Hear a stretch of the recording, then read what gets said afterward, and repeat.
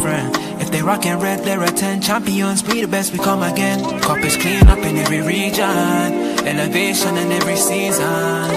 Catch up in all the fast match up in real rap and drifty quan, tell them this is that, this is that. This is Kop-Ish, this is Kop-Ish. Reppin' Liverpool till the end, champions, we the best, come again. This is that, this is Kop-Ish, this is Kop-Ish. The main three back up in your screen, real ones know this the place to be. This is Kop-Ish. Yes, people, welcome back. I know you only saw us about a couple of hours ago, but yeah, people, trust me, we are back in the building. And yes, this is your Friday, Kall-In show, which is like we say, people, it's every last Friday of the month. Obviously, it's your favorite show of the month, right? Surely it is, because you guys get to have your say, yeah? And if you want to speak to us about slots comments or our formation, what we're going to do in the summer, the transfer league draws just happened today, whatever you guys want to speak about, we're going to discuss it today. So people, make sure you smash the like button, make sure you subscribe, all that good stuff. Don't forget as well, people, this video is sponsored by okjerseys.com. We can go and get your football jerseys for about £15 and use the code Kopish and get 8% off, people. Right. With that being said, in fact, before we kind of get into the Kall-In, cars, anything you wanted to speak about just quickly or anything? No, I think we spoke about the slot stuff in the show with Tom earlier. Shout out to Jamie, Ram, obviously yourself. We obviously spoke on his channel last night regarding the Elise and Diamande stuff that came out from Indy. So yeah, man, it just is what it is, man. Like, waiting for the next game. I do think we'll beat West Ham. Shout out to Lawless as well on West Ham Fan TV. We did the preview of them. If you haven't seen that, do check it out, guys. Lawless is brilliant, really cool guy.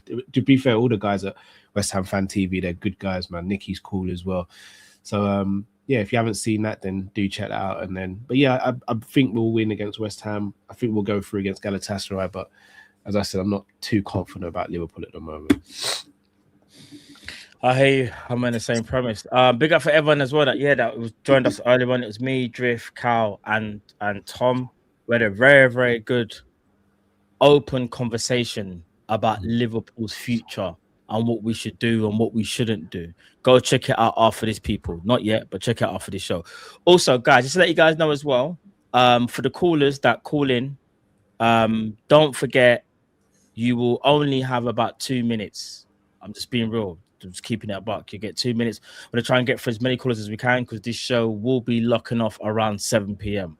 You're done already. So, you know what I'm saying? But yeah, let me put the link in the chat. You get me? And see who wants to join and have a conversation. Who wants to have a conversation, mate? This will be very interesting. I think I know what a lot of it's going to be about. It's going to be about the manager, what we should do at the end of the season. And it's also going to be about our Champions League draw, innit? 100% it's going to be about that.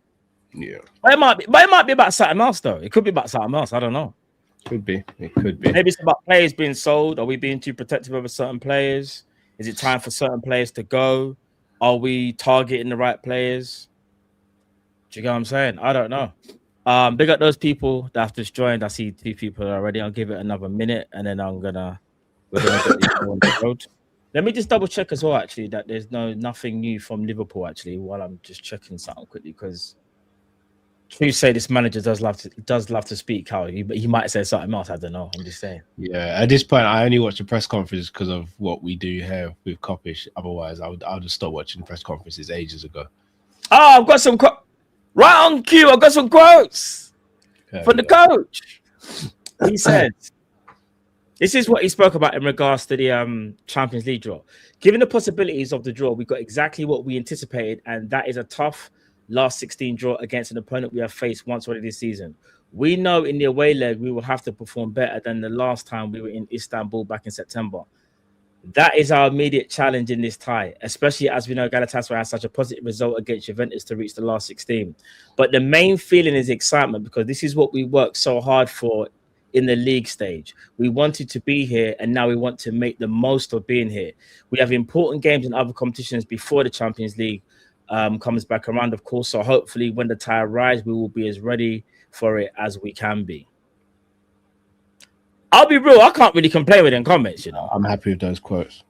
I'll be real, I think he said the right thing. And I'm kind of glad he said, like, we've got other games as well, because obviously he's referring to Premier League, and we've got to make sure that we're in the top 5. But you know what? To give him his credit, that's what I want to hear, though. Like, I want to hear that kind of fighting talk, and I have no issues with those quotes whatsoever. Yeah, that's what I want to hear, man. And you never know. Maybe some people might. Maybe we're the mad ones. Maybe we might win the Champions League out. I'm just saying. Right. Let's bring on the first caller. You already know who he is. Yeah, he made the intro song for this whole thing. I see him in the background. He's like, bro, why are you doing that? Nah, because you're the guy, bro. My brother. The legend. John the second. The legend. Yo, what you been saying? We're good, my broski. Long time. I spoke to you for a minute, actually. Hey, you know what it is? Yeah, I'm even like, you clocked out. It's actually by chance that I got in here, because I didn't even expect you guys to come on and do the calling today. So that's what I'm saying. I'm kind of glad though, because sometimes people are so quick and other people want to like get involved and you don't get a chance, or do you know what I mean? It's normally the usual suspects. So yeah, the thing is, I've always just been happy to just chill in the chat and just tune in by that. So that's crazy. It's been a minute, man. It's been a minute. I mean, the last time I was on there, we were doing reasonably well, and then obviously now it's just like we went pear-shaped, innit? It's just an absolute mess. It's all got mad. Honestly, like. Yeah, like, to be honest with you, I don't really have anything to say regarding the club, because I'm gonna switch topics. It is football based, but it's more societal sort of topic as well. So regard to Liverpool, like I'm just not. They don't deserve my time. I'm gonna start the timer now, John. You got 2 minutes, yeah. All right, cool. Yeah, that's cool.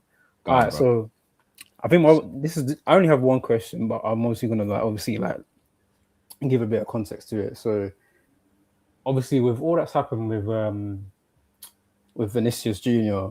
In regards to the whole incident, I think it was last week, wasn't it? Yeah. So it had me thinking about my own experiences, just even in sort of workplaces in which I've been dealing with, unfortunately. So obviously I've always wanted to ask the question on here, but obviously, given what's happened with Vinicius, it almost basically had me recollecting all the incidences and experiences that I went through, sort of dealing with the systemic racism and stuff like that. So, my question is to you guys, and to anyone on the panel that obviously wants to give their experience and their and share their own story.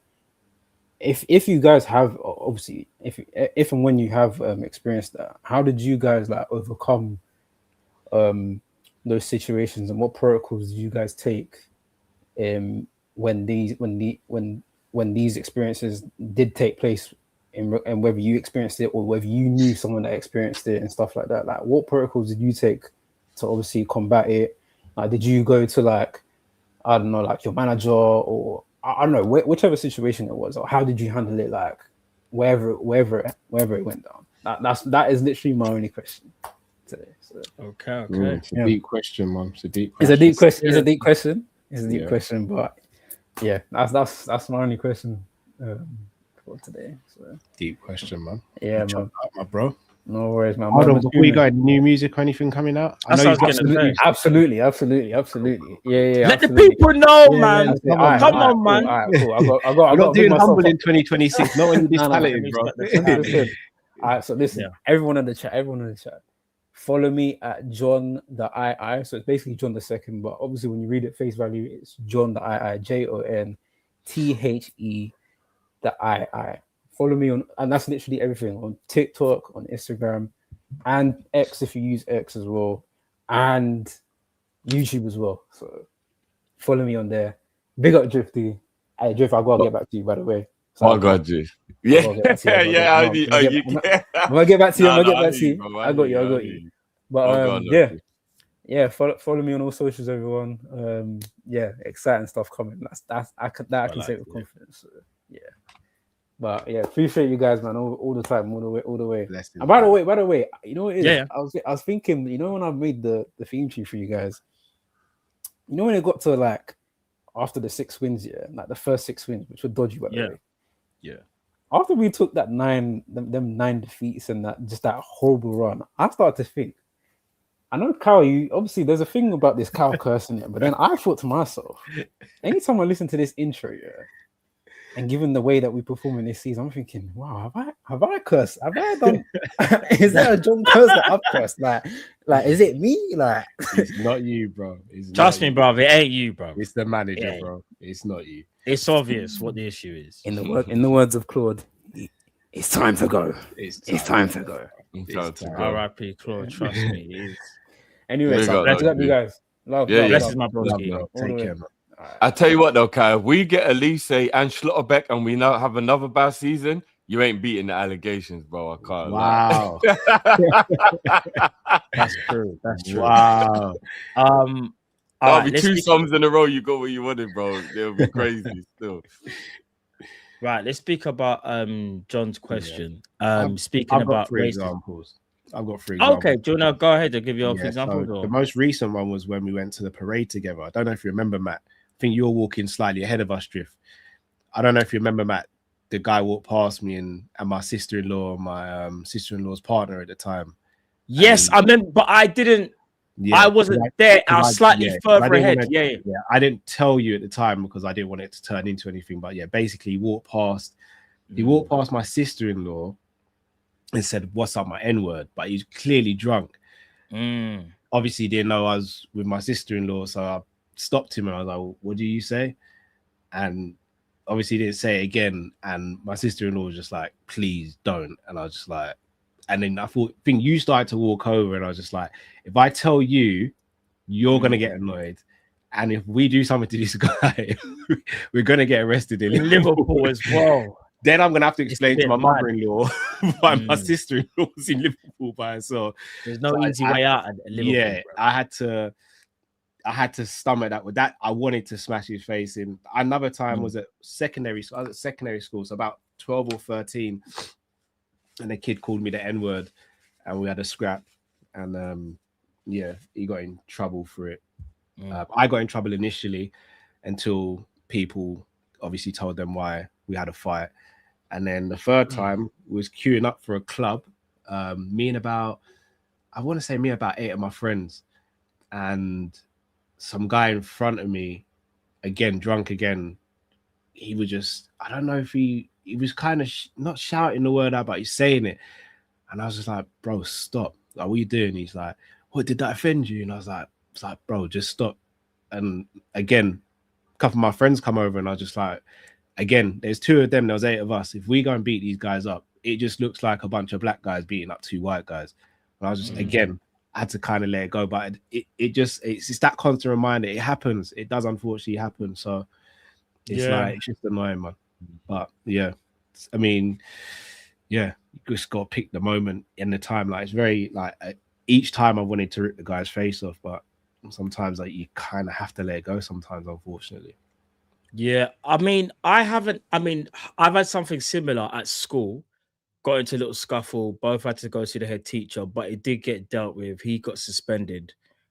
In terms of as being an adult, I don't think I've had anything as direct as that, but I could sense something at a workplace though. But it wasn't blatant. It was certain undertones, certain comments. And I remember, like, I would kind of G-check them and be like, what do you mean by that? Oh, no, I just mean like, so what did you mean then? But they never use the N-word. It will be them little remarks where you're like, why would you say that? Oh, what, you saying that because I'm black, innit? Oh, is that why you're saying it? Yeah? I'm one of them guys, innit? So if you think you're brazen enough to say it, okay, cool. Let's have a conversation.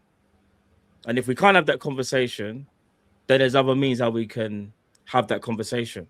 Yeah. That's how I deal with it. But I have to say, I'm quite fortunate that it hasn't been again, like it's only been in the office, and again, it wasn't like fully direct, but you could sense it. It was there. There was little things, and you're like, this ain't the place for me. But I mean, I left that workplace anyway. But yeah, but how you go about it though? Everyone does it. Yeah, I've had that because can't speak about it because my old workplace on my LinkedIn and stuff, people put 2 and 2 together and all that. So yeah. And again, I think to answer John's kind of question as well, it's like I think everyone does it a bit differently. I think some people direct, some people indirect, some people will like if it's in a workplace, obviously, if it's direct, you would go to HR. If it's outside, I guess you have to kind of like judge your surroundings and things like that, and the person is how you want to act. I don't think there's the right specific way. Obviously, you never want it to ever get to violence because again, like, but then some people will say people are trying to goad you almost to be violent. And why should you have to be like, no, I'm not going to do nothing. I'm going to take the high ground. Why should you have to take the high ground? There's so many. That's my thoughts on that. A couple times I haven't. You're not gonna. I don't know if I've ever told you these couple stories, but they're quite wild. So I don't even know if I should say them out loud. One of them, a kid come up to me. 2 of these stories I was quite young, and one of them I was a teenager. So the 2 young stories, one kid come up to me and was like, "Oh, you're." Why does all your like families own all the corner shops and call me the P word? So like it was racism beyond like he was just like, if you're not white, I'm going to be racist because I'm not. Obviously, you lot know I'm not going to use that disgusting word, but what white English people call Indian people, and he was just so racist. He didn't even care where I was from. He just saw a complexion and just. You know what I mean? And I was kind of taken back by it, and then he rolled off on his bike. I think I was about 11 or 12 at the time. I was just when someone just takes you back by it, I was like, but I was up in Newcastle, so it was like you have to make sure you do tread carefully at the same time because it can go left, and you'll be the one who'll be outnumbered and whatnot. Yeah. Another time, I was playing football with my brother, and a couple of white kids came over and was like, "Oh, can we join in?" So it was like, "Yeah, cool." So we was playing, and then like for about 2 seconds, I pretended they went to play. Then they picked up the ball and they threw it into the bit where the work construction was, and it went in the tar, like where the wet tar was. And it was like, "Oh, look, now the ball looks like you." Yep. On that occasion, he got fucked up. Like when I mean he got fucked up, like even my white friends, like he got fucked up. There's 2 of them. The one who threw the ball got the brunt of it, and then the one more as not an adult. I think I was about 17 or 18 around the time. My manager, a South African white guy, was at work, and the guy on textiles was up on the top of the ladder trying to fix like something at the top where like I know exactly who you're talking about. I wasn't there at the time though. Yeah, and at that same workplace, but this is different. I know what you're talking about. Yeah, same workplace. Yeah, he was a little bit scared because like the ladder was wobbling. It was really high. Remember how the roof was? Like the roof was high. Yeah. But like he was a little worried. And the manager, I kid you not, Cal, came over and he was like, "Why'd you look so worried up there? You scared of heights?" He was like, "No." It's like, "I thought you'd have been used to this with all the trees you've climbed." The manager, Cal, brother, I'm gonna be honest. They're lucky I wasn't hired then, because I would have been hired in one day and fired in one day. Here's the wickedest thing. You know when something's so shocking, you don't even know if you've heard it properly. You're like, and then I remember, I'm not gonna out him. Me and my brethren, we'd already had an issue with him anyway, and we was like, on Friday, we're gonna follow him home after he's getting fucked up because he's already done the other stuff that he done, which I won't go into, and then the racism on top, and I'll bullshit you not, by the grace. He got a higher job, which he didn't deserve, and he left on the Thursday.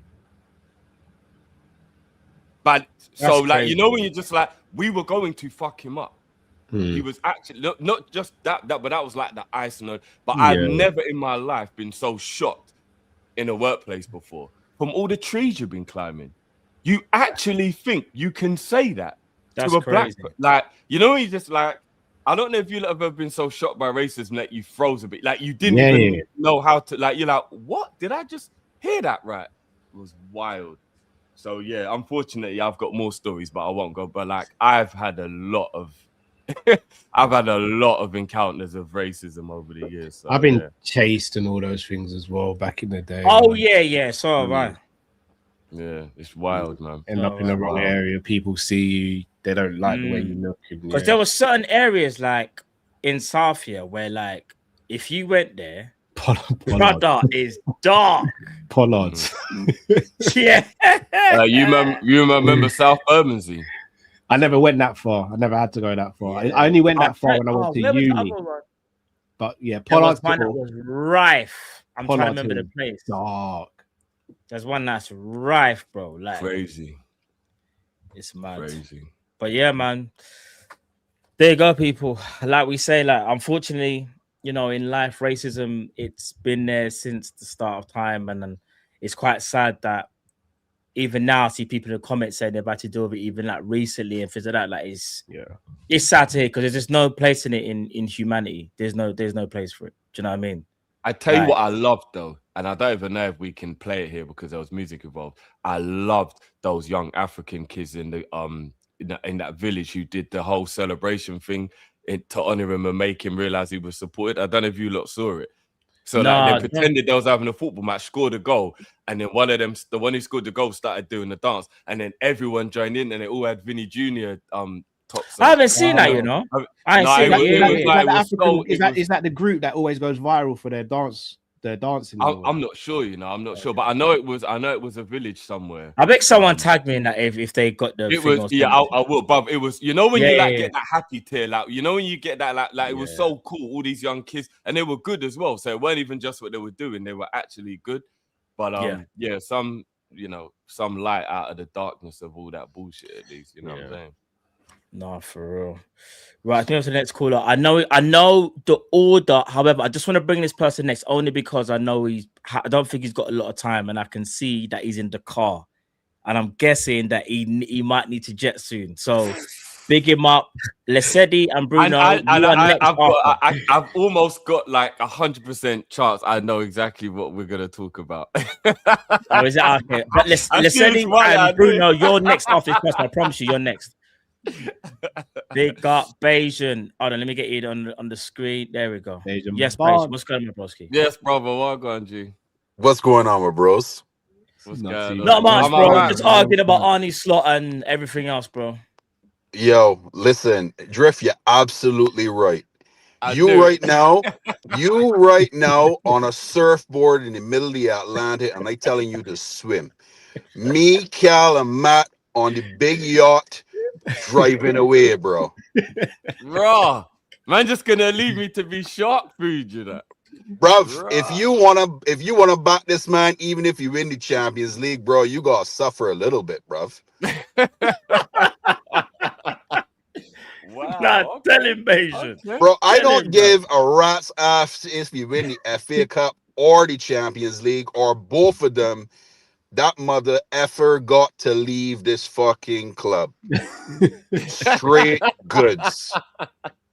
Facts. I have seen enough and hear enough foolishness that I don't want to deal with this man no more.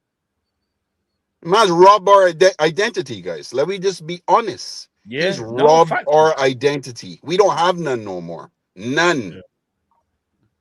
And the negativity I can't deal with. Every time I see this bald head fraud, I want to slap him across his head, bro.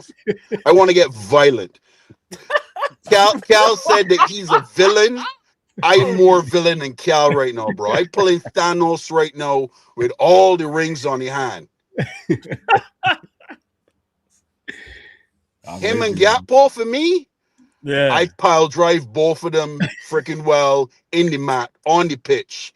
And then put them off into a stretcher on a hearse and ship them back to Holland, dog. I'd say Gakpo as well, you know. Yeah. You had enough. Yeah, had enough, bro. Had enough. Matt, Cal, Drift, his footballing IQ is just not there, bro. It's not there. He ain't got none. He can't even buy one. That's the truth. Certain man rate him though, Asian Barnes. Nah, I don't know how you can rate a man do that that. just do Don't one do thing that. and one Don't thing do only. that. Still. That's a low blow, you know. Certain man rate him. I don't. Drift, is that you? You still rate Gakpo? I think Gakpo's definitely well better than he's showing. 100%. Nah, I think bro. two things can be He's right. he's though. allowed a bad No, season. what it is, Come on, man. Gakpo, we know is one-dimensional, but he's having a terrible season. So Yeah. even if he wasn't having a terrible season, at least he'll still be kind of putting out numbers because that's Gakpo's thing. He's supposed to put up numbers. He's not good on the eye. IQ's not the greatest. He's just a numbers guy. But the fact that he can't get numbers is a serious problem. Bad season. He's having a bad season, man. If he's a squad player next season, I got no issue with it. If he goes, I also don't have an issue with it. I'm not going to be upset if he goes. But if he's a squad player next season, I ain't got no issue with it. All right, let me ask a question. If you could turn back time, and this is to all three of you, and you had the choice, keep Lucho, give him the 250, and let Gakpo go, or keep it the way it is, what you doing? Oh, bro, you know already. Diaz, I would give Diaz 300 if it meant we kept him over Gakpo. So 100%. Keeping Diaz over Gakpo, but Diaz still wasn't the answer either. Yeah, I would have kept Diaz. He wasn't, Cal. I agree, but he does way more than Gakpo does. Yeah, no, I hear it. I think because Diaz left and because Gakpo stayed, I think everyone's hyped up what Diaz was at Liverpool. Diaz was very good for us. No, in fact, Diaz was good for us, but he wasn't the guy like that. Agreed. I think what I loved about Diaz though was his versatility. The fact that he could play in the false nine, he could play right, he could play left. Yeah. And that he was a dog. He was a dog. But yes, I think people have this skewed like vision of Diaz was like man of the match every game and scoring bare goals. How he's playing at Barca now, people are thinking that's how he was at his time at Liverpool. He was actually very inconsistent for us and also could be very frustrating in front of goals sometimes as well. But as a footballer, he's way better than Gakpo. I don't think he was inconsistent in terms of his performances, just his goal scoring. I think he always gave us 7 out of 10. I don't really ever remember Diaz having poor games. People would just be angry he wasn't consistent with his goals. But no, he had poor game drift. The difference with Diaz and Gakpo, when Diaz has a bad game, because of his work ethic, it doesn't look as bad. Yeah. So he definitely had bad games. But that's what I mean. He had bad games in front of goal, but I don't know if he had bad games. That's what I'm saying. Like he'd have bad games in front of goal, but I remember game like when we played Arsenal at the Emirates, for example, Partey locked him up when Partey shouldn't have been locking him up when he's he's not even a right back. But I also remember games where he takes the game by the scruff of the neck, like the Leverkusen game. I mean, that's the difference between him and Gakpo. I can trust Diaz in certain games to pick up the game and take it and dominate it. I can't trust Gakpo to do that. I can trust Diaz if I need Diaz to do a job on the right, I know Diaz can do a job on the right. If I need him to go through the center, I know Diaz can do a job through the center. I can't trust Gakpo to do anything. Agreed. And of course, remember in the summer, we all four of us said we wanted to keep Diaz. So yeah. And I think what made it when you had Gakpo at times playing left wing last year, and then when Diaz was playing left wing, I know he played a lot of false nine as well, but we had that option. So if one wasn't doing well, you could bring in the other one and fight. That's why we had a good balance last year, and we just don't have that balance. And I understand you can't play Rio every game. We understand that he's only 17, but for the manager to see Gakpo doing the same thing every game and not once thinking, do you know what? I have to drop him because if not, this brother's never going to learn. He will just keep playing the same way, but he won't do that. Agreed. The most important thing is that now we have 0 pressers. Our press is absolutely abominable. It's crazy. One man would go and the other man would stay in their spot. Well, that's not a press because as soon as you bypass that one player, you're open in the midfield. It's so easy. That's why we're so easy to play against, and teams aren't scared of us anymore. At least Diaz was a presser. He pressed. Jota, RIP, pressed. Nunes, as much as people hated him, pressed. No one presses now. No one. Szoboszlai goes and everyone stands. Yeah, exactly. It's a joke. Szoboszlai and maybe Wirtz are the only two that do it to a good effect. The problem is, though, no one follows them. And the problem is, I don't know whether the others can't, or whether it's by design. Because if the manager sees this every game and just sees only them two, surely there has to be a conversation where he says, "Are you guys going to follow?" Like, I don't understand. It's crazy.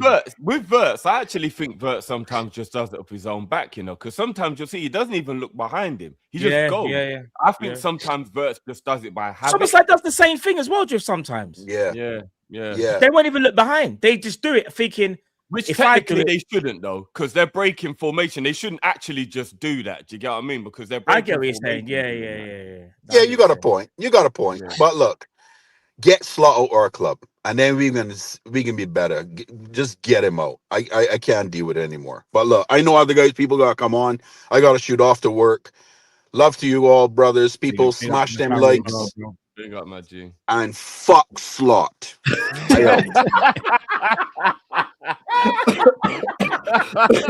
Big up, G.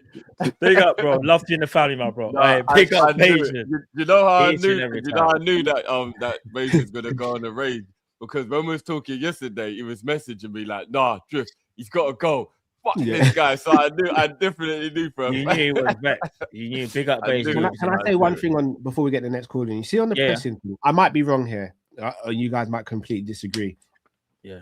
Do you know why I put the pressing on the tactics as well? Because before Klopp joined Liverpool, Coutinho wasn't known as a pressing monster. Lallana weren't known as a pressing monster. Mane weren't even really known as a pressing monster. I don't know if you guys remember. There was a lot of narration around Mane being lazy and having a bad attitude on the pitch sometimes and all that. That was systemic, though. We know that. No, I hear it, but it's still that was the narrative, though, innit, Drift? Let's be real. I hear it. It was there. I think pressing can be like, pressing is probably one of the easiest things you can actually teach a player to do if you set the traps and the patterns. It's not the hardest thing to do. And I think you look at players at Man City. I'm seeing Shirky running more than I've ever seen him run. I see Haaland when he needs to press, or when he needs to set traps like he did against us at the game at the Emirates, where he stood on Konate's toes, stood on Virgil's toes, so Virgil weren't able to play out from the back. A lot of it is tactics and how you set up a team to actually go and press. It's not just about having pace and aggression, because you can have pace and aggression, but if you don't know the trigger points and when to go and when to sit, it will never work out. Yeah, Matt, you know what? Yeah, remember when you just kept looking at me and being like, "Jeff, why are you so happy?" That time when we was in Hyde Park, do you remember? Oh, when we just signed Mane and Wijnaldum, I think it was. Yeah. Bro, I'm not gonna lie. You see that level of happiness that you take me back, bro. Please, I just want to be that happy again, bro. Well, here's the thing. All jokes aside, was you at least close to that summer just gone when we signed Isak Converts? In terms of the stature of the players, yes. In terms of the personable love, no. Wijnaldum and Mane were such my guys. I'll never be that happy again. No, fair. Yeah, I don't think but in terms of the stature of the player, yeah, getting Isak. I'm not gonna lie. When you see when you get the here we go for especially when because obviously Verts was first year, and we just thought that's the marquee signing, brother. When we got the here we go for Isak, I didn't know what to do. Yeah, but the thing is, because it was so drawn out, it probably took a bit. I know. Off of it. I know. It was like a whole month we had to watch that saga drag out. But I know. And then remember, Isak was on deadline day, the night before. It was a Sunday. Remember, we got the here we go late Sunday, early Monday morning. But I blame the Gehi stuff for bringing down the mood as well, because if Gehi had got over the line, I think everybody would have been up here. Yeah, because that's supposed to be on Monday. Yeah. It brought down the mood a bit. Do you remember? Like, we was happy we got Isak, but we couldn't believe we kept on saying it's so Liverpool, like, to get everything nearly perfect, but one thing will always mash up. Yeah, but I remember waking up that morning, and then around afternoon time getting the here we go Gehi, and I thought, oh my day, we've done it. We've had the perfect window. But I remember I was like, and you know why I didn't ring you? Because I remember when we called each other when the Caicedo thing happened. It's like, I bet this is gonna. So I was like, I'm not even gonna jinx it. Yeah. Because the Caicedo thing was mental. And then look what happened. It flopped anyway, bro.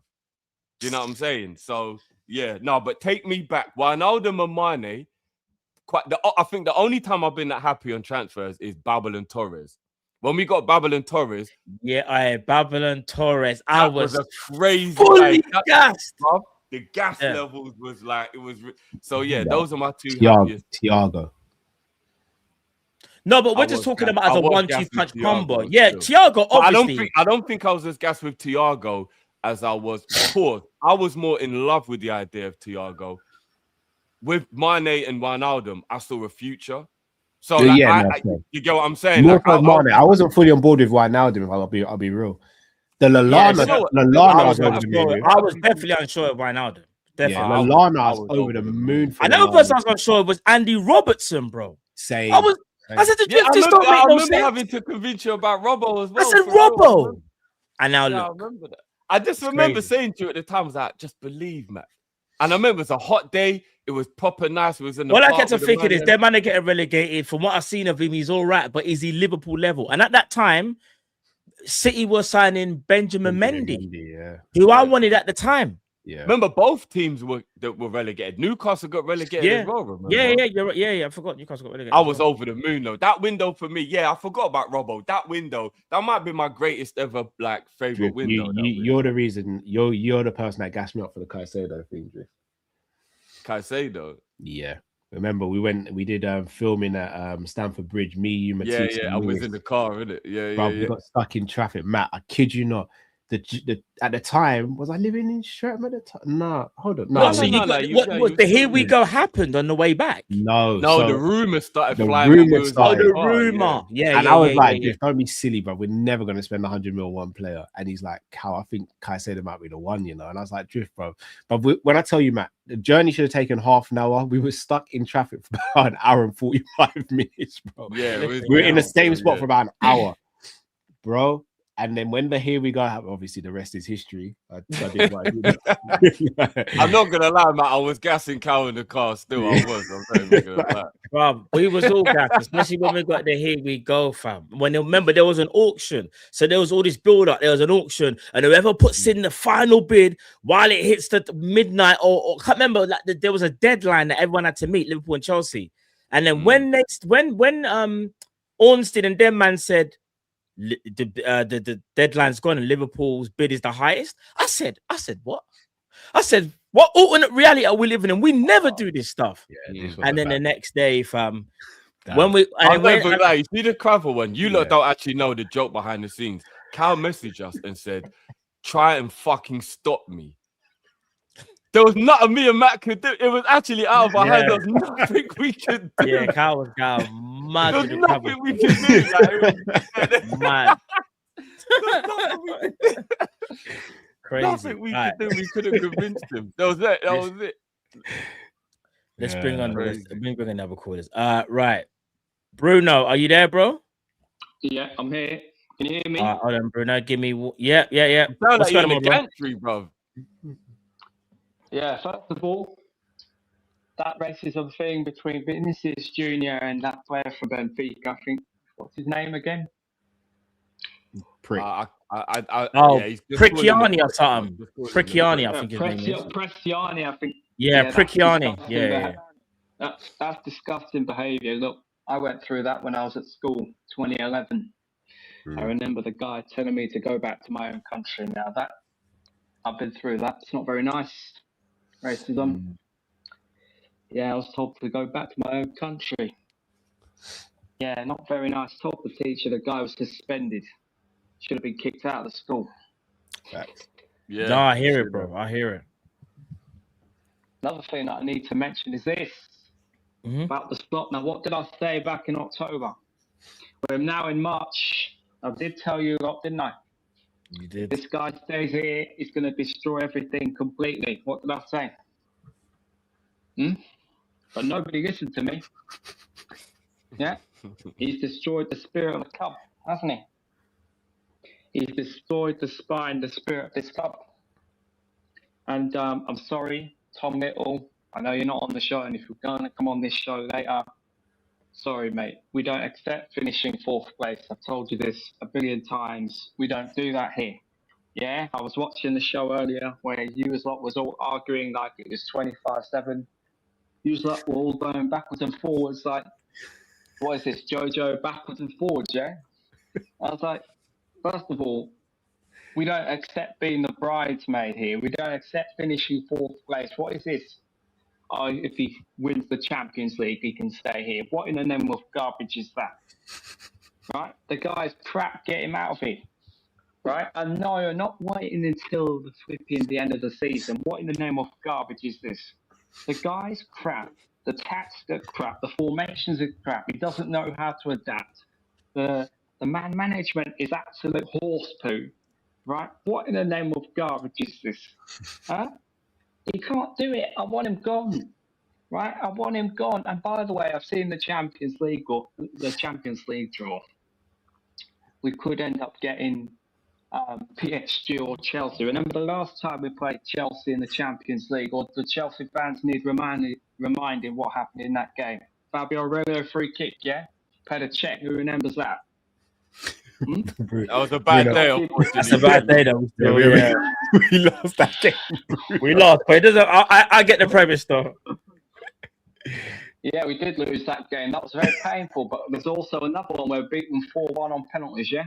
Yeah. Or the Chelsea fans need to remind of what happened there. And also, like I was saying with the slot thing, like I said with Slot back in 2022, I think it was, the guy is too stubborn. I agree. Back in October, right? The guy is too stubborn. He doesn't change things, yeah? He does the same thing again and again and again and again. Gakpo left wing. All he does is puts, like the ball's on the flipping pitch, all he does is puts his foot over the ball 100 times. Like, go around, go past, come on. Sprint past the player, put a cross in. Stop doing the same thing. It's getting boring, man. It's getting repetitive.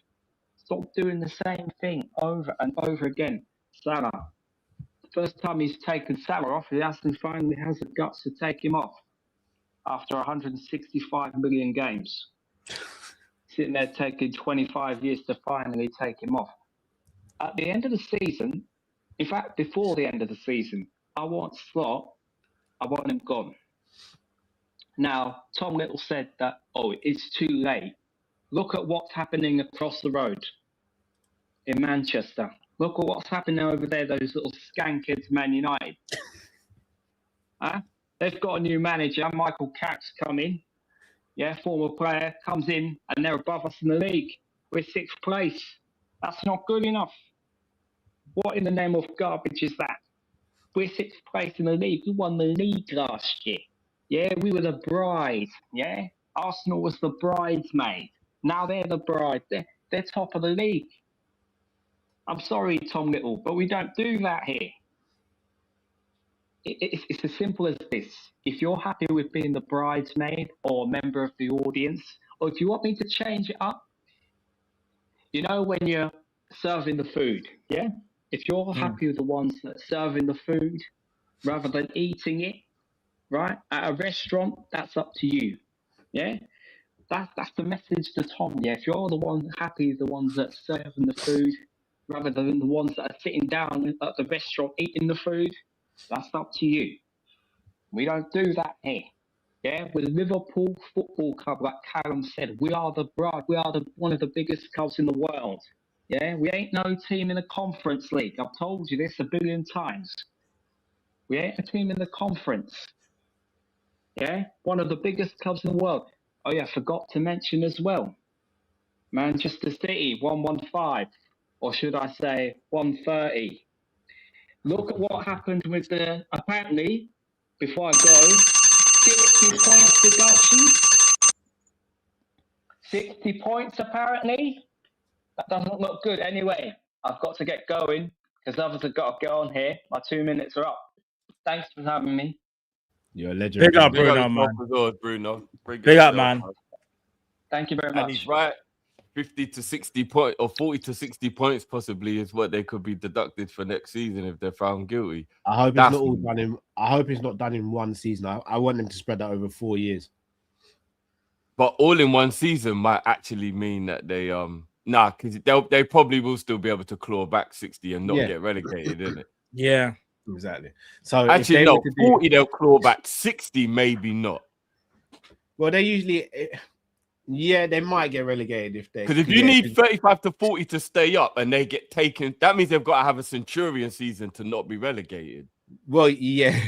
Yes.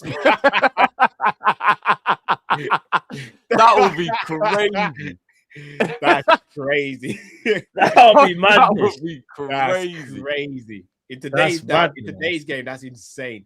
Yeah, what I would say though, I prefer them to get that deduction over 4 years though, because if it's 60 points over 4 years, it means effectively they start 15 points adrift every season. They won't be able to win the title for like 4 years in a row. The only thing is they'll still be in the champion. Look, there has to be proper punishment for this. If it's 60 and 1 season, they need their title stripped as well, you know. But if their titles get stripped, where's it gonna go? Yeah, I'm not really at least they don't have them. I'm not saying they need to go Liverpool. I'm not bothered. Just strip them though. I am. Yeah, but we didn't. I'm not. Yeah. Well, Gerrard gets his Premier League. Yeah, I'm run it. That's the only reason why I would take it. That's the only reason why I would take it. Yeah. Klopp gets 2 more Prems as well. Who's saying no? I know, but we didn't get the memories, if it goes to Liverpool, I'm all good. I'm just saying I'm not gonna cry if they just say they're stripped. They're just stripped of them. They don't deserve them. I wouldn't. No, I hear it. Right, let's bring on the next call as well. Max literally got to jump off in 5 minutes, so we'll bring on Mac next year because he's got. Oh, okay, Mac. Yeah. He's got okay. We got okay. All right, we're gonna K-Mac now. Really appreciate it, guys. I tell you what, though, Man United get 2 more titles, though, don't they? I know. I was going to say that, but I didn't want to bring it. I don't know. It gives me a weird feeling that we'll still be ahead of them. I know. By 1. I know, but imagine them getting 22 just like that. It would be mad. Whoop-de-doo, bro. We're still in the league. Stevie gets one, though. That's got to be worth it, hasn't it? I mean, let's be honest. If we all had 4, these don't want it, K-Mac. Just happy for. Oh shit! Does Tottenham get one as well? They do, don't they? The Arsenal get one. They get 2. Nah, Arsenal didn't have a title race when it was part of the scam.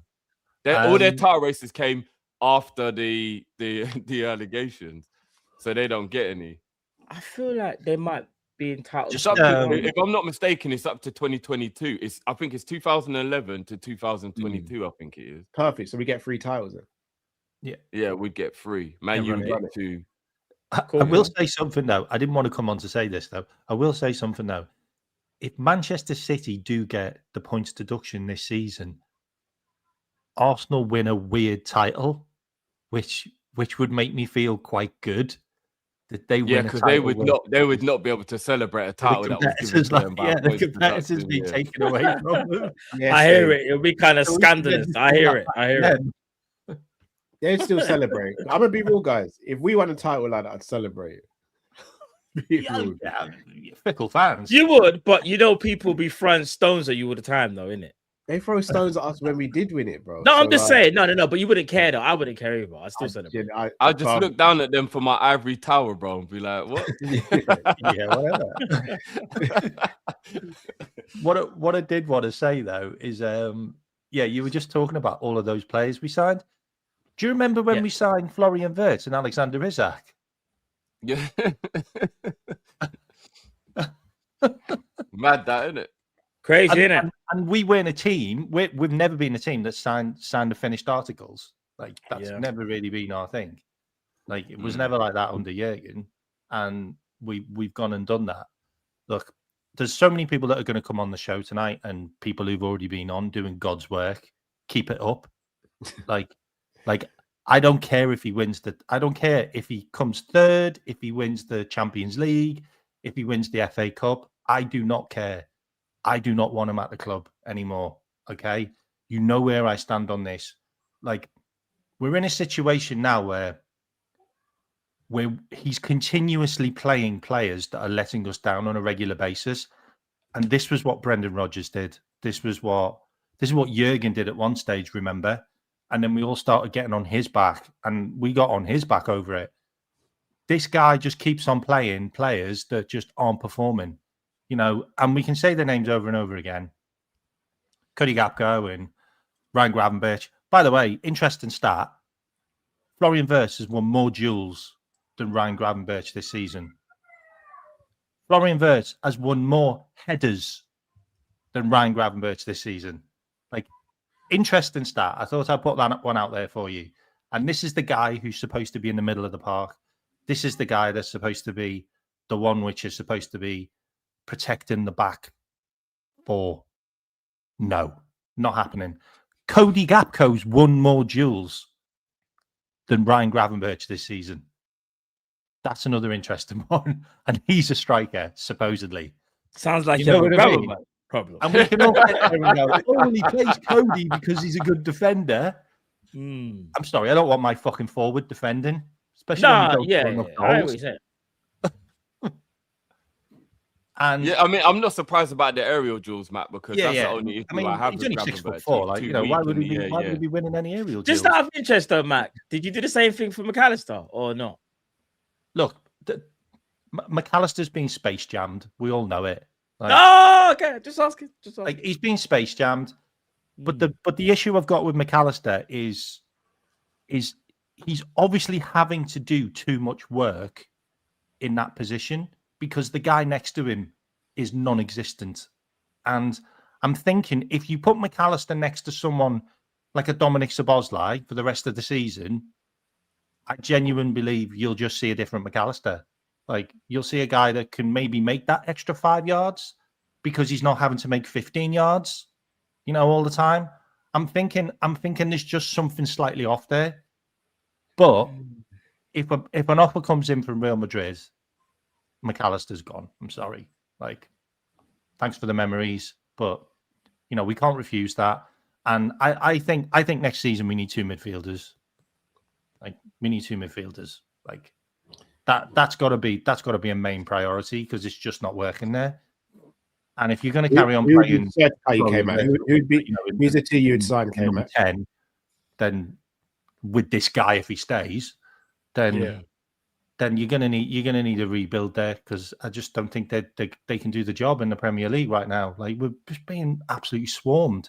Like, we played Nottingham Forest and we were just eaten alive, like absolutely eaten alive. And if Elliot Anderson hadn't have gone off, I don't think we'd have won that game.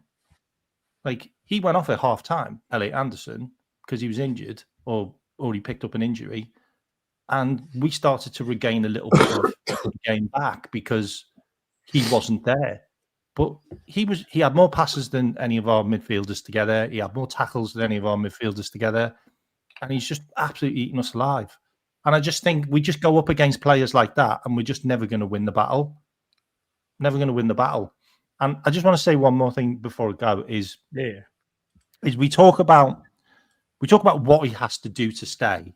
Well, there's nothing he can do to stay for me. And if Michael Edwards and Richard Hughes don't work on emotion, which we believe they don't, then they sack him anyway. Or they give him a year's pay and he's gone. And there's been no talk at all of a renewed contract. Zero. Like, that is completely like off the table now. So it is a case of, well, where does it go from here? Well, you've looked at the performance against Nottingham Forest. Jesus Christ, I know we won a game, but I mean, do you want that to the rest of the season?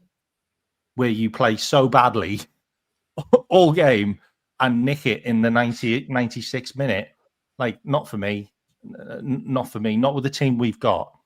And then we sit there and look back at this season and it just feels like what could have been, because you lose to Manchester United, you lose to Brentford, you lose to Chelsea, you lose to Crystal Palace. You know, you draw to Leeds, you draw to Burnley. Do we need to go on and on and on? And we haven't even finished the season. And you sat there thinking, we could have pissed this league. We could have pissed this league if we had someone in charge that just went, you know what? It's not working. Like, the first couple of games, yeah, we won those 5 games, but my God, the football was so on the edge in basketball, and we were lucky that should have been righted. That should have been corrected. Those players should have been put in the right positions. We should have been coming onto a pitch where we weren't conceding first, or we should have come onto a pitch where we didn't look like we'd all just like got out of bed and just never played football together, and we were like, oh, all right, mate. And You play for Liverpool, do you? Okay, I play for Liverpool as well. Like, honestly, it's been so bad that it could have been another league title. I agree with that part. It's really annoying. It is really annoying. You just rerun those games. We lost 4 games in the 90th minute. Like, we've dropped about 12 points in the last 15 minutes from games when we could have just seen out a draw. Like, it's just not good enough. It's not good enough for Liverpool. The fans don't deserve it. Like, the fact that we spent that much fucking money, the players don't deserve it. Mo Salah doesn't deserve it. Virgil van Dijk doesn't deserve it. Ali doesn't deserve it. Like, Robbo's last season, probably. He doesn't deserve it. Like, it's so sad. But I don't think winning the Champions League is gonna cut it for me. Sorry. And a lot of people might think it will. Big up K-Mac. I agree, bro. Seriously. Bayern Munich could be on our side. I know.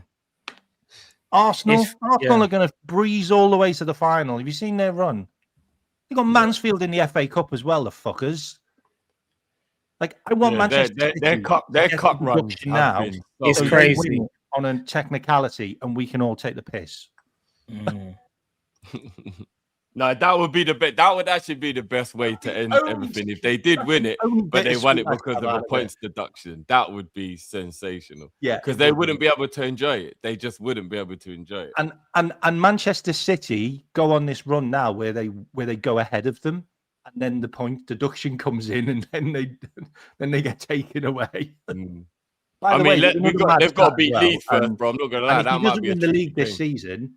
Arteta's been in the number 1 position in the Premier League more than Pep has since he's been in charge. That's crazy. That's crazy. Oh, sorry, some breaking news before we let you go, K-Mac. Liverpool winger Trent Kone-Doherty has joined Norwegian side Molde in a $750K deal. A buyback clause as well as a sell-on clause has been negotiated into the deal. Sorry, guys, but if Arne Slot stays in the team, stays as this coach, mate, this will be happening on a regular basis. I've said this as well. If you're signing for Liverpool, you're either going to be in the 11 or you're going to play 300 minutes. Yeah, like, that's the guy. That's the guy. So what you come to Liverpool for? You're not going to have a chance unless you're in his first 11. And if you're not going to push Cody or Tweedledum out, then what is there? Like, there's not even an opportunity to get into our team anymore. Like, there's no pathway. Jürgen used to give the kids the chance. Like, used to give the kids the chance. Used to give players an opportunity. Like, if you can push him out, mate, and you look at Bradley, you look at Quansah, look at Jaden Dans. Like, these guys got chances. McConnell got chances. You know what I mean? This guy. No. I hear it. One thing I will say though on the youth thing, I do think the Rio stuff is maybe what people are thinking in terms of give youth a chance, and I agree you should have. But outside of Rio, I don't think any of the youngsters people would be happy with if they were playing all the time. I'm sat here now though, mate, and do you genuinely believe that Curtis Jones or Trey Ione or Rio couldn't do a better job than Cody and Gravenberch to the end of the season? No, I think Jones and Rio could. If Trey was playing instead of McAllister or Gravenberch, I don't know. Yeah, maybe games, not. I don't know. I think Trey's good. People speak on Trey. But Trey's cold though. But I don't know if he can handle the pressure of these big games that we have. Yeah, but then again, we don't know though. We always say this, and we haven't seen them. Failed. Like they haven't failed now, so you know what I mean. So guys, just quickly, I've got to go, guys. All right, man. But big up, K-Mac. Big up, bro. Bless you, bro. You're doing God's work. Bless. Hit the likes and subscribe, everyone. See you later, guys. So are you boys telling me, Galatasaray away, first leg of the Champions League, Naomi's playing instead of McAllister or Gravenberch, and everyone's okay with that? No, people might not be okay with it, but again, the context would be them two are playing so badly that you have to try something different. Yeah, so it'd be a mixture of youth and experience. Remember, I'm not. If you make the one change, so say for example, Rio starts at a Gakpo, and then you start off with Gravenberch, but it's not working, and you was to bring on Trey because maybe one or two's having a bad game. we'd have no issue with that because it's like, okay, bring in one youth player. I know it's a tall ask, but you never know. He might be able to do something. It's the fact of that. It's almost like he's scared that if it doesn't work, it's going to look worse. But no, but we will applaud him for saying at least he's tried. Because we can't just have these youth players on the bench forever. Like they need to be given a chance. And we're not saying going into the season, Trey was ahead of Rio in terms of development going into this season. No, I'm just playing devil's advocate again. So we're saying we think the future of the youth team might be in trouble if Slot stays. But if Slot was to get all 5 or 6 of the players that we had our fun game yesterday, we played on Jamie's channel, was like, who would you bring in, etc. If one of us was to be right and we got all the 6 players we picked, out of what we just did, there's no room for the youth anyway. Do you get so I think it might be a bit of a blown out of proportion thing worrying about the kids. No, Trey ain't playing if we go and get a Baleba and a Wharton and do you know what I mean? If we get Diamonde and Elise, no, but people at Endo won't play anyway. But people at Endo are supposed to leave. No disrespect to Endo, but do you get what I'm saying? And even there has to be a conversation again about Macca. Some people think Grav. I don't think so. But again, like here's the thing: we can't stand still. So even though I understand your point, and your point is more than valid, I just worry that Liverpool stands still, or this manager stands still. He's got this first 13 in his mind, and he won't deviate from that. It's the same 13. Yeah. And that's where I think the issue is, in my opinion. So you can say this, Drift, though. Man City have brought through how many players over the last couple? Nico O'Reilly. I'll be real. If Slot was at Man City, O'Reilly, Lewis, them man ain't getting a look in. They're not getting a look in. I know, but again, it's a little bit different in terms of he's been there 10 years, basically, Guardiola, and he was kind of forced into it because the left back he bought was crap. And just so happens O'Reilly was wicked. He saw the talent. I get that. Guardiola was good at that. But like it was a situation now. Remember, they didn't even buy right back and you had to force. Bro, you see how good. But that's the point. We've got Calvin Ramsey here, and the manager won't even try. We don't even know, bro. We know we can all sit there and go, I tried. We tried Calvin Ramsey, it didn't work. But I don't even think Ramsey's a kid thing. He's 23, right, Ramsey? But this is what we're saying. Even more reason to play him. I've got a hot take. I don't think it's a youth thing. I just don't think he likes Ramsey. I don't think he's going to like anyone apart from the people he liked, bro. That's the problem. I've got a hot take. You see what O'Reilly's doing at Man City now? I have the same belief that Trey can do exactly what O'Reilly's doing. I'm not joking.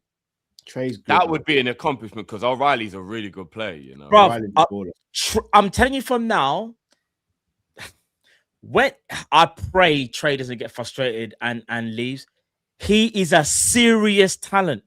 Cal's right. There was a point where he was ahead of Rio, bro. He was ahead of Rio. He probably still is, but he's not getting no game time. No, I like Trey. I like Trey, man. He's good. I like him. Bro, Trey can do it all. He's a number 8. He can play 10 if need be. He can play in the pivot. I know he's a little bit lightweight, but trust me, sometimes he ain't always got to worry about that. Obviously, physicality does matter. We're not saying that. But you see Trey on the ball, Joe, he's a joke, you know.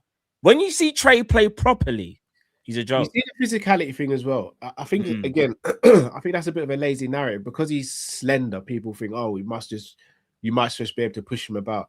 Abu Diaby was skinny. I ain't seen no one push him about. Like, just because someone looks a certain way doesn't mean. No, I understand that. He weren't skinny like Trey, though. No, but bro, as Matt said, he's on the popcorn. Look how small Bernardo Silva is. I never said that about Trey. Trey, if you want I'm saying to quote you with a popcorn diet. Trey, that was who was it that? Remember, he's got to, in order to get used to the physicality of the game, he's got to play the physicality of the game as well. No, I agreed. I bet you any money. Like, with all due respect to McAllister, I bet you any money Trey comes in and he's able to handle himself as well as McAllister. Do you know what? I'm glad you said that, actually. Do you know who's physical and he's not even strong, but he's aggressive? Bernardo Silva. McAllister as well. McAllister's aggressive and strong. No, McAllister's more physical. No, but McAllister's more built than Bernardo. And they are quite like hench. Do you know what I mean? Bernardo's not hench, bro. Bernardo's slim. Not hench, but like he's got a low center of gravity and you can tell that he's got enough muscle for his size. Trey is really skinny. I'm not gonna lie. Trey, Trey. All right, you see Gravenberch. You know Gravenberch is Gravenberch is not hench. You know, But he ain't strong either. That's a bad No, example. see, Gravenberch this is ain't why I strong, disagree. bro. Gravenberch is undercover. He's strong, bro. What it is, he's not a brute. It's different between being strong and being a brute. A brute is like Joe Linton. Them man there that just live for the No, physicality. yeah, you don't have to be like that. Yeah, yeah. Gravenberch is strong, bro. He's stronger than you think, bro. He just doesn't have the mentality for the aggression. Yeah, he doesn't have a natural aggression to go with that. Look, Trey's a talent, so I hear where you lot are coming from, but I'm not gonna lie, he does look like he needs to, with all due respect, actually finish puberty and get the man's bod. Like he's still got that teenager bod. Do you know what I mean? I don't know if that will hack it in the Premier League. I can't lie, but I think he'll be fine. Unless he plays, you'll never know for real. All right, let's bring on the next card. I know he's been waiting a long time. Big up, let's Sedi. What's going on, my broski? Hold on, man. Why did they keep disappearing when I add them? No, because I just changed the view. Oh, okay. How's it, gents? Big up. What's going on, G? Big up, my bro. Just quick question. Did you guys see the South Africa versus West Indies match yesterday? I didn't know, fam. I didn't. Unfortunately, I'm not into the cricket, bro. I know you're gonna get vexed. I didn't, bro, my bro. sorry. I didn't, man. Was it Yeah. who won, by the way? Us, we did. South Africa did. Fair. I could have guessed that by the smile, bro. I did the same thing to Callum last time I called in. We played this before then as well. You guys have to beat India if you want to make the semi-finals. Oh boy. Yeah, but I just wanted to. I have a lot that I want to cover just regarding the profiles. I think we should bring in. And I think I wish Tom was on the panel because I think he'd back me with this. There is a Dirk Kuyt regen running around Europe that I think could do a job as a backup for us. And I need you to hear me out here. And I need but where you does guys he play though? Just out of interest, like what position on the pitch? Right wing. And you want a Dirk Kuyt profile? All right, I'm gonna let you land. Listen, I'll let you land. Yeah. Listen, he's like Dirk Kuyt with more pace.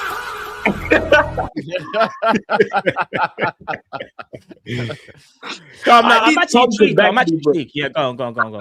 I need Tom to back me here, but Giuliano Simeone, backup right wing. What are we saying, gents? Oh, I wouldn't say he's a Dirk Kuyt regen. I rate him. What, the one from Atletico? He's more mobile than Kuyt. He's more Dirk Kuyt with pace. Yeah. Are you talking about in terms of work ethic? He's a yeah. And I take it back. Yeah, because Giuliano's got a little bit more. He's more of a winger.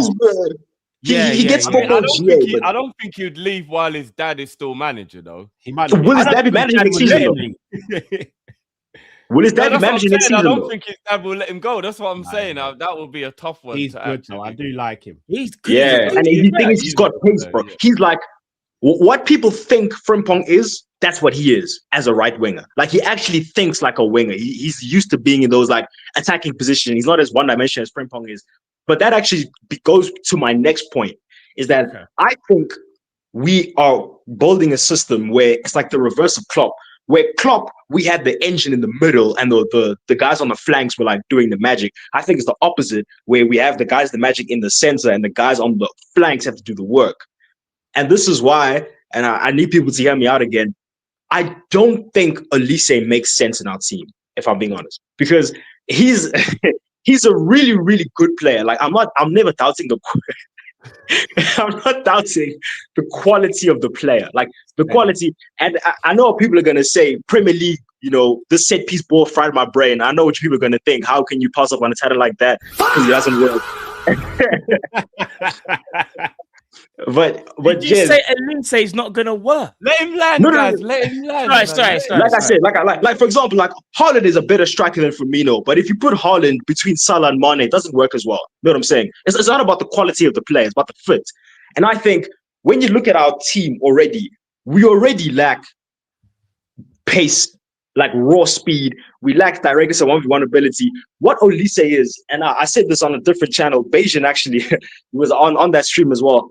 I look at Elise and I'm like, you're just a left-footed verts. Like, what does he offer that we don't already have? You know what I'm saying? Like, goals from the wing. I guess goals from the wing. But he's a player who needs it to feed and more. He needs a high amount of touch. He gets better the more touches he gets. Right? That I do agree with. And that's the same as Verts. Feet type of winger. I agree with that aspect. I agree. And the more he gets the ball, the better.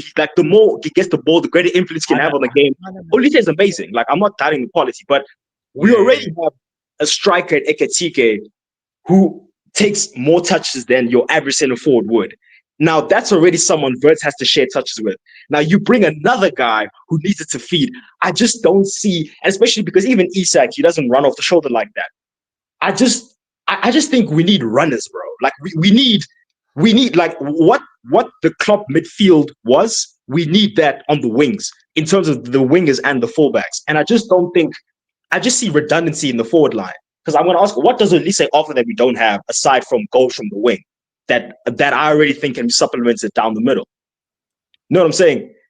Ask that question to Cal. If you not listen properly, he's actually making very valid points, you know. They said it. You know I love you, bro. They said you know I love you. No, brother, you're making valid points. I can't lie. Like, I can't actually argue the point. You had to trigger me today.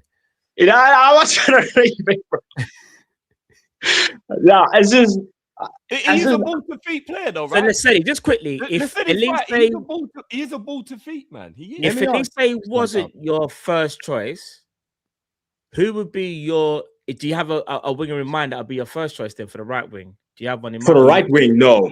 For the right wing, I'm not too sure because. Would you prefer? All right, let me ask you this: then. Would you prefer a Diamande profile? Yes. So, although Diamande himself, I'm nervous about it. No, that's fair. It's fair. I'm just trying to think of names. If it was Simeone? What if it was Simeone instead of Elise? Okay, as the starter, fuck no. As the starter, no, not as the starter. Listen, I rate the man, but not like that. Not like that. Yeah. I respect it. I'm just trying to think. Like, you look around Europe, I can't even know. Right?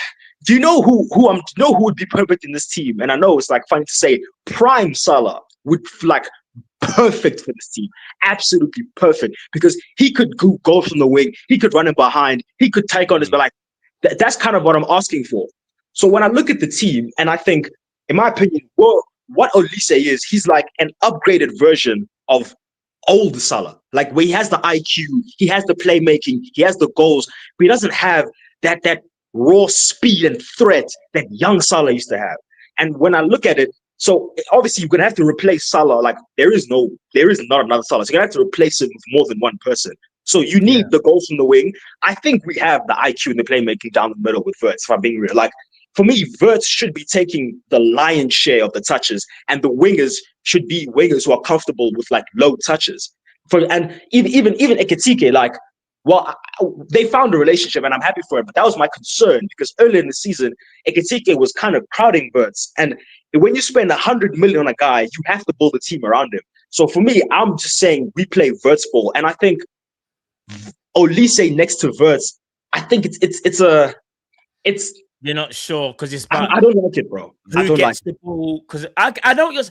Are you basically trying to say Elise is more of a playmaking winger? Does that mean he's more of a playmaker who needs the ball to make something happen rather than his movement off the ball? Exactly. Okay. Olise is a player that you play through. Like Olise is someone who can run your whole attack for you. He can do that for you. And I don't think we can bring in someone like that when we already brought in someone like that in Florian Wirtz. Because when you look at Germany, for example, Wirtz gets shifted out to the left wing because they have Musiala. And there are times when I'm not really happy about how Wirtz plays for Germany because you can see he's not suited to the role where everything is going through Musiala. When Wirtz doesn't have that role, he gets worse. And I think it'd be the same with Elise, where we're going to ask him to do stuff that's taking away from his game. Because the ball's going to Wirtz most of the time, we're going to ask him to isolate the winger when you want to put crosses in the box. That's not Olise. Olise is the man who gets the ball and that does your whole attack for you. We have that. So I think we need a runner. So, okay, in terms of we need a goal threat, obviously. But in my opinion, we need the pace and the speed and the directness for Wirtz, to open up the space for Wirtz, to get in behind defenses. One reason we're so easy to defend is because when you play Liverpool, the whole game happens in front of you. Because Salah is that ball. Yeah. Barcola. I know I've switched flanks, but not someone because the chat saying Barcola. That's my dream. I adore Barcola. Like that's listen, yeah, that's my number one winger target. And I know he can't finish for shit. But in terms of everything else he offers, bro, and in my opinion, as with Pochettino, the reason I'm scared of Diamande, he's had one season at this level, bro. Like there was a lot of him that's an unknown quantity. Barcola, he's played 2 games a week. He's played at a massive European club. He knows what it's like to chase league titles, to win Champions Leagues. As we're moving away from Salah, it's just a more easy transition to go from a Salah to a Barcola than to a Salah to a Diamande. Get what I'm saying? So while I, like I said, in my opinion, the only right winger in the world better than Elise is Lamine Yamal. Like, I rate the guy so highly, but I think coming here takes away from his game, and I just don't think it works. Interesting. So the same way we could. Would you take Yamal at Liverpool? You would. There we go. Got you. Like you see. What you see? Got Yamal's quicker than Elise though, so he would still have a little bit more of that kind of pacing behind than what. And the thing is, bro, Yamal is like he's once in a generation, bro. Like, do you know, this might be a hot take here. Yamal's not like rapid. Yamal's quick, but he's not rapid. You know, Elise is probably quicker than Yamal. Probably, no. It's close. Like Yamal's not fast. There's an argument. They're both not like rapid, but they're fast. The difference between rapid and fast, isn't it? Yeah. You see, like, and see, the thing is, like, Yamal is the level of talent where you tell Florian, hey boy, it's his team now. Like, to me, Yamal is that level of talent. I don't think Olise is that level. While I think he's very, very good, I don't think he's Yamal level. But I just question the fit, bro. And also in midfield, the issue, I think our biggest issue in midfield is that we have the same player over and over and over again. McAllister, Curtis Jones, Dominic Szoboszlai, Ryan Gravenberch, they're all attack-minded number 8s. But because they're number 8s, they're versatile. So Sobo can do a job in the 10, Grav can do a job in the 6, but it's a lot of redundancy, bro. So when we talk about what we need in midfield, Can I just say one thing? So for everyone saying I'm crazy saying Yamal's quicker, I'm not even saying that I'm 100% right, but Yamal's top recorded speed this season, in fact, it was last season, is 33 kilometers per hour. Elise's top speed recorded this season is 34.11 kilometers per hour. I know what I see. I'm not stupid. No, Elise probably is quicker. But did you use your mark stats from last year though? At the same time, I mean, I'm not going to argue with stats. I'm not going to. To be fair, top speed is not a good way to do it. Because I hear it. What it is people have this vision or this skewed opinion that Elise is not fast because he doesn't always move with mad speed. Elise, if you gave Elise the ball in behind, he's going to burn most left backs. He's quick, but that's not his game, Cal. That's the. But he's asking him to change his game to do. But that's where I disagree with Lesedi. It's not what Lesedi's saying is spot on, but I disagree with the principle around it in the sense of we need wingers who can run in behind because I don't think teams give us that space anymore. So I do believe we need technical wingers now who are able to get the ball to feet, beat a man, do quick 1-2s to get around the press and to get around the low block rather than waiting for Wirtz to have someone in front because there's just not that space in behind anymore to have someone make that run without being so close to the goalkeeper. The ball through from Wirtz would have to be literally perfect every time. So if we have creative goal scorers on our wings, it actually opens up more space, in my opinion, for Wirtz because it means whoever's marking it, if Elise's got the ball, 2 people are going to have to mark Elise. So there's always going to be someone free. Same if let's say in an ideal world, you've got Barcola or Cravo on the left, you've got Elise on the right, you've got Wirtz in the middle. There's always going to be one free man because you have to commit 2 players to each of those players because you can't just have one-on-one duels with these players. So that's why I prefer to have ball to feet players. But the principle of what you're saying, Lesedi, I fully get and I agree with that. I just disagree with that's the way we need to. I hear that. You know why Elise might make sense as well, because even though I agree with you, Lesedi, that we'd need somebody who's more used to that running in behind for the wing, I do agree. At least if we had Elise, if we lose, God forbid, Wirtz for like a prolonged period of time, Elise can deputize the number 10 very well. Whereas now, if we lose Wirtz, we're like, shit, what do we do?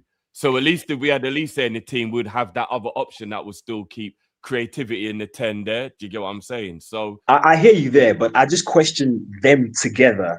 I'm not sure I'm happy with it. If I'm wrong, I'm wrong. But I just look at it and I just don't see it working because they're two players who it's like two number ones. It's like trying to play LeBron and Jordan on the same team. I just don't think it would work because both of them want the ball the whole time.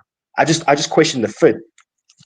And yeah, and just by the way, in terms of midfield, because we have the same profile over and over again, when people are asking, I remember you guys having a conversation on Kopish the other day, do we need a destroyer or do we need a passer? We need both. That's the problem. We need a destroyer and a passer. We need, for me, Watson, I flip-flop on him all the time. But the one thing I think about that's like keeps me on Team Watson is, can you imagine Trent was at Crystal Palace? No one would want him because he'd be getting burned every week by the left back. He wouldn't be getting assists like that because the forwards are needy. Whenever he loses the ball, like he'd have a lot more errors leading to goal because those passes he tries, the midfield wouldn't be as good losing the ball back. And when we start getting this Trent Alexander on, it's going to be Twitter comps of him getting rinsed by Doku and everything. And it's like, if Trent was at Crystal Palace, no one would want him. And this is why I'm kind of like, I think Watson's game goes up with a better team where you have more of the ball, where he isn't asked to do as much defensive work. And when you look at his passing, when you watch Crystal Palace, they lost Olise and Eze. They didn't really buy creative. Watson is playing as a deep line 10, basically. Like, he's not looking for passes into midfield. He's looking for passes to Mateta. He's looking for passes to Strand. Like he's trying to play in behind the whole time. And that's really what's skewing. It's making him look worse than what he is, in my opinion, because what he asked to do, it's a ridiculous. Andrea Pirlo would look shit in this Crystal Palace team. Like, I promise you. Asking the job of you, get the ball off the center backs and feed the striker. What is that? What is that? Who's being asked to do that? So I think Watson is better. But in terms of the destroyer, I think the Manchester clubs are ahead of us on Anderson. But if I'm being honest, I think you can find an Anderson type somewhere. Like, there's Lamine Camara at Monaco. I think he's a quality player. There's players like that. But yeah, it was just, I just wanted to come in here and give my thoughts on the construction of the team. Let me be chance. Cheers, eh? Big up yourself, G, man. Big up yourself, Sedi, man. Each and every time, man. Bless, man. Like someone just said, like the Hornets' nest has been stirred. You know what I'm saying? No. As I said, I disagreed with the principle around it, but what he was actually, when you actually break down what he was saying about how you understand it, innit? No, I fully agree with it. I do think we need ball to feet wingers now, especially if Slot stays. Especially if he stays, we need tricky, technically gifted wingers now. No, brothers, I'm gonna shoot off. I've got to get myself together before I do the Villa game. And guys, big up yourselves as always, man. Keep supporting. Make sure you're smashing that like button. I just dropped the link in the chat as well. If you guys want to come and join me for the Villa game at 8, so I'll see you there, brothers. Big up yourselves. Chat, big up, man, and I'll catch you lot on the flip, man. Big up, man. Right, let's get on. Uncle Roz in the building. Him there. Uncle. What you say? Taco can't pick any and whiny. Not catch you them. Every year it's a jingles. You don't know. What's going on? Yeah, man. Yeah, but there I am. Listen. Yeah. I'm not going to talk about Slot because I told you, man, for a long time. I told you. You did. And look at everybody coming out now saying this, and that, and that. K-Mac, Jamie, Bajan. I've had a phone call from Bajan, telling me you was right, Yeah. Everybody's coming out now and saying at the day what I said in the beginning, before he even came, before he even signed. I said all this is going to happen. You did. You know what? When Brendan Rodgers come into when they was going to get Brendan Rodgers, I said the same thing was going to happen. I said, don't bother with that because it's going to end in tears. And what happened? It ended in tears. So the mere fact that this guy's gone like a barrio and it's happening now, yeah, right? Now you have to be straight. You have to be straight, You have to stand on business, Better stand on business, The mere fact that this is happening now, and it's just no surprise to me. It's no surprise to me. But you got people like Tom Little, and I want to catch Gifty, But he lost it. In get where? But the thing is about it, why I wouldn't. I put in a super chat. Why I wouldn't keep Slot even though he wins the Champions League, because the football he's playing is not sustainable. It's not sustainable. Yeah. It's not going to get us nowhere. So what's going to happen is this. We keep Arnie Slot for one more season. Yeah, yes, say. On hindsight, we keep for one more season because he wins the Champions League. Yeah, yes, say on hindsight. What happens? He does shit in the league. Yeah, right? Then he does shit in the Champions League, goes out early. Yeah. And then what happens at the day? The target that we was going to get to replace him, that's no longer there now. It's gone. So we're stuck with him. I say get rid now. Because you know what it isn't there? It's a win-win situation for everybody. If he wins the Champions League, right, we get number 7 on the club, yeah? He gets, not only gets the league on his resume, he gets the Champions League in the resume. So he can go anywhere. He doesn't need to stay at Liverpool. So it's a win-win. So just get rid of it. You know what I mean? But enough about that battle. Let's talk about another battle. Yeah. On Sunday we played Nottingham Forest and think that. Yeah. Right. I remember what I put in the chat. Yeah. And Kai, you wouldn't read it out today because you said he's your friend. But Bombo, when I want a friend from you. When I want no friend from you. The way he spoke about it. Huh? What did he do? Right. So what it was, he done it twice. Because the thing is, I've told you about this before, Cal. What it is about, I'm gonna call his name because we're not afraid no man. Right? What it is about Wolfie, he's a rage baiter.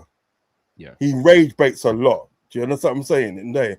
And some of the things that he was saying on Sunday, some of the things he was saying on Monday, again, was disrespectful. Calling Liverpool scum. Calling scum, you know. They're the scummiest club. They're the scummiest club ever. Oh, okay. Scummiest club in the world. They are cheats. They're like, you know, they think they're better than Everton, but they know they're better than Everton. All them little scummy talks he was talking and that. Now, at the end of the day, if a person says, yeah, man, them man are cheats, and leaves it at that, fair enough. Do you know what I mean? But it was like Goon Elite all over again. You see what it is with this YouTube world? There's people right, that say like banter, but they go too far and they're disrespecting people. It's a disrespect. Do you know what I mean? And I'm not being funny. I've told you already and everything that. There's certain people that talk to you, and I do not like the way they talk to you. I'll tell you, I'll be honest, I do not like the way that they chat to you. Because at the end of the day, right, if you're my brethren at the day, right, if I see someone talking to you shaky, I'm going to say something. Because you're my brethren. I lie my tongue. No, I hear it. If I lie my tongue, I'm lying. Do you understand what I'm saying? There is banter, right, and there's disrespect. We could all have banter, you know, like they're batting you about your beard and all them sort of things there. They're batting Matt about his hairline and all them things there. You know what I mean? It's a joke thing. I lie, Matt. Yeah. It's a joke thing. You know what I mean? Yeah, it's banter. yeah, no, I hear it. But there's a certain thing at the day when you go over the line, when you step over the line, and nobody, I repeat, nobody should be stepping over the line when it comes to football. Don't step on the line because you know what? No, I agree. Keep it football, innit? Obviously, you can back it like you said. I agree with you. Like, right. 97 I minutes. 97 minutes on the clock. There are 97 minutes on the clock. That wasn't just 97 minutes for us. It was 97 minutes for them. Yeah. So why couldn't you score in that time there? Do you know what I mean? Yeah. And if you did score in that time there and you beat us 1-0 in the thing that, right, you wouldn't be going on saying nothing. Do you know what I'm saying? And another thing, we never gave the 97 minutes. It was them that gave us the 97 minutes. And first off, the goal that was scored first, that wasn't a handball because it came off his ribs. Nah, it come off his elbow. No, man, he'll come off his rib, man. Watch the thing. But the thing is about, all right, here's what happened. Let's give the benefit of the doubt and it come off his elbow. Let's say that. Yeah. He was turning away from the ball. So therefore, at the end of the day, right, his arms or his hands or whatever was not in an unnatural position. It was in a natural position. You're turning away from the ball. You understand what I'm saying? It's not as if he kind of pushed it in with his arm or pushed it in with his elbow. He was turning away from it. So he knew nothing about that ball. He knew nothing about that ball coming towards him. It's You the feel rule that me? one call. It's not the Yeah. interpretation, it's the rule. So if the ball hits your arm, even if you're looking the other way and it's unintentional, they still won't give the goal. Yeah, no, I've seen other things happen in the day, right? Where it's more blatant than that, and they've Oh given yeah, it. yeah, agreed. Yeah, I've seen that. Yeah, I've seen that. So what I'm saying then is we need some consistency yeah. in the business. No, You understand? 100%. Yeah. Right. But there's no need for that boy there to go run his stinking mouth and start talking about Liverpool in that way. There's no need. There's no need. You understand what I'm saying? Because the way he was and you know what, isn't there what vexed me? You not only did it once, he did it the next day. Did the next day. The next day he came on and started ranting about Liverpool scum. You know, I'm the scummiest club ever, scummiest club in the world. They're cheats. They're the most cheating club in the world. Liverpool and anything like that. How many times have we got decisions from VAR? Yeah, I didn't understand. You understand? I obviously we called him straight after the game. Obviously the banter side of it, and obviously he was upset because his team had just lost. But I didn't get the notion of how we scammed that game in terms of from a legal standpoint, because the first goal was disallowed rightly, in my opinion. The second goal, there was nothing wrong with the second goal. Like, it was onside. Yeah. And the finish was, there was no foul in the build. Like, it was a perfectly legitimate He goal. was played on side. He was played on side by the defender. Yeah. You know what I mean? But the thing is about anything that, right, there was no need for him to come out like that. Do you know what I mean? And the thing is about it, right, people like him have been getting away with doing that for too long now. And nobody's pulled them up. Nobody's pulled them up and said to bro, come on now, dial it down. You understand what I'm saying? There's certain things that you say, bro. You know what I mean, bro. If I come on, if like me and sort of like Matt's having a discussion, and there's something I disagree with, something he does that like I disagree with, and I stop coming on batty all and you're this and that and anything like that. Me not the right for do that. Yeah. Do you know what I mean? If I say like, boy, you're pegging me off and all that and that, we could take that as a joke. I get this and that. We could take that as a joke. But when I start calling you a batty all and this and that and say you're scum and all them sort of things there, my man's gonna think, well, hold on, who are you talking to like that? Yeah. You know what I mean though? And it's one I of hear them. what you're saying. We It's say one of like them that. things, and you know what? This has happened too many times. First, it happened with Goon and Lee and everything like that, right? And nobody really has pulled him up about that. No, we spoke to Goon. No, we did. I spoke to him. I did. I spoke to him. He even came in and apologized. He proper apologized. Brother. On here. Like, you might not have seen it, Uncle, though, to be fair. You know what it is in the day, well, Matt? I know he's a brethren and everything that, but I've got a motto in it. Don't be sorry, do better. I hear that. Don't be sorry, do better. Because you should have the good sense at the end of the day, right? To feel and they, well, I shouldn't have to come on and apologize about that because I shouldn't do it. We're big people, we're not kids. We're grown folk and everything like that. Where do you get off at the end of the day talking about Liverpool like that, right? When it's in sort of like in the respects of selling a player that doesn't even fucking play for your club. Excuse my language. Doesn't even play for your club. It's got nothing to do with the club. But yet you found, you know, when yourself to say all that and everything like that. And you know what made me laugh? You had people like what's his name? Kaz. You had people like Kaz laughing. Kaz was laughing. That guy for Newcastle, that Sports Newcastle, he was laughing with your dead stock team. But your blood clot laugh. You know what I mean? That man was laughing. Lee Kall-In was laughing. Everybody was laughing at months. They was laughing at months, you know. Months was made to look a laughing stock that day, you know. I'm a breaking that still, you know. You understand? And I told you about that. But people are going too far with this YouTube thing.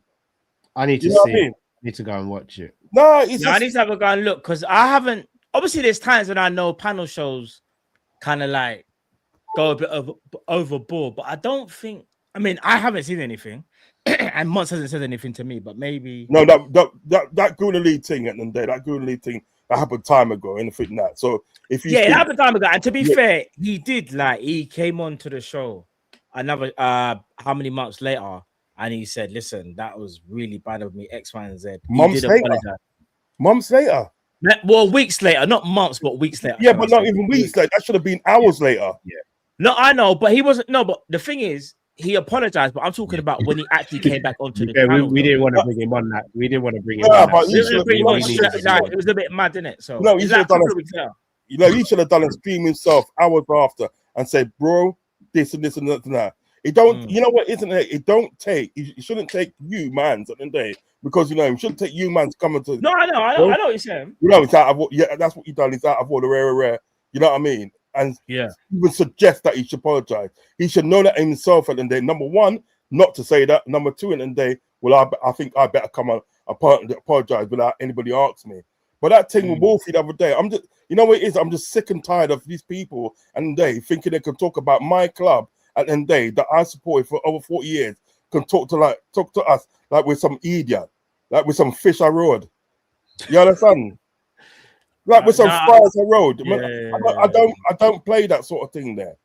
And you know, that's why in some sort of way, they better not invite me on those platforms. They better not, because I will tell them straight, you know. I'll tell them straight, go S your mother. Straight away. No, straight, I'll just tell them that. Come on, a friend, nobody like that. You know, that'd be a mad one, uncle. That's what I'm saying. No, that's what I'm saying. I'll tell you, go S your mother. That's mad still. But I hear what you're saying. No, but you know what I mean? Because it's a disrespect. It's like, you know what it is at the day? When you support a team, like, I'm not sort of like belittling how long you lot support a team and everything like that. But I know at the end of the day, sort of like, obviously, you're like how old you are, Matt, and how old you are, Cal, and everything that, right? And I probably be supporting Liverpool longer, but that don't matter. You understand what I'm saying? Yeah, that doesn't matter at all.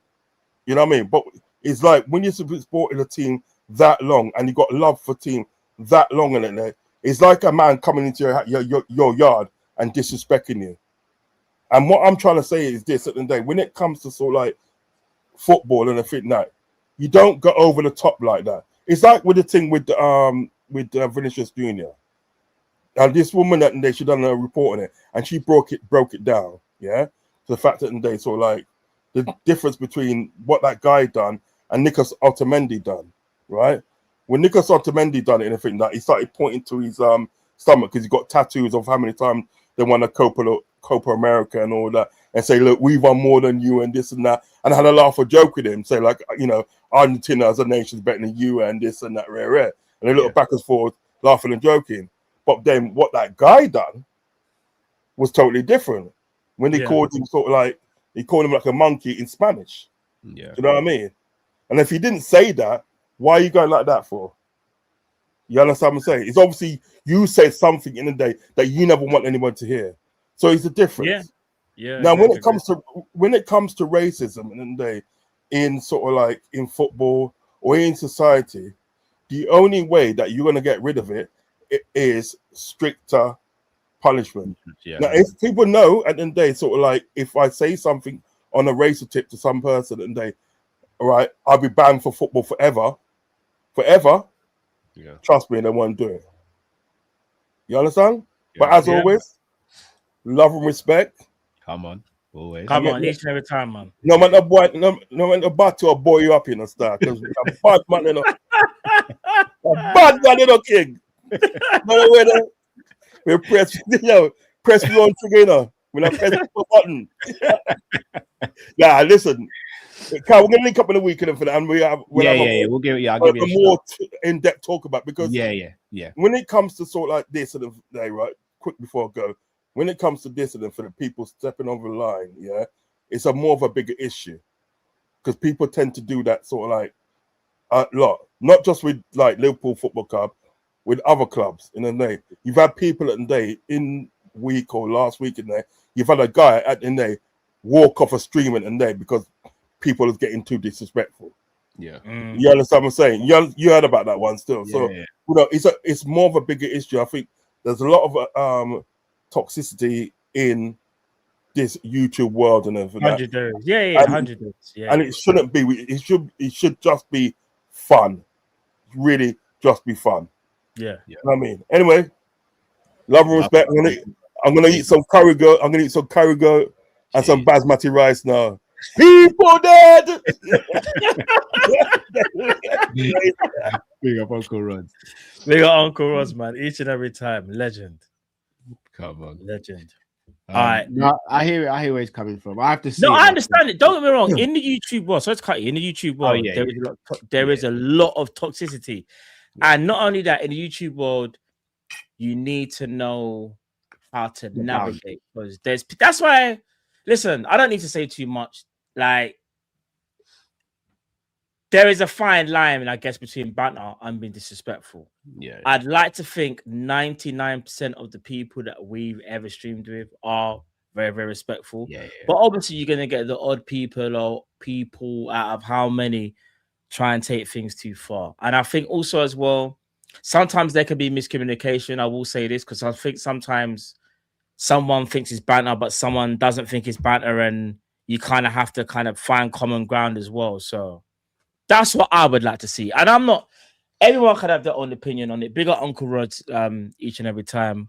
I just think maybe if I was to speak to him and Wolf, I'd say, just have a conversation, you lot, and kind of just, you know what I mean? And they will, I think, would have a conversation that will be kind of put to bed, in my opinion. That's what I would want to see. Yeah. So that's where I say it goes. But let's bring on the last caller. Come on. LFC for days. You still there, my bro? If you are, yeah, we go. Yeah, there is. You there, bro? We can't hear you. You there, broski? Maybe. Oh. Try to say something, bro.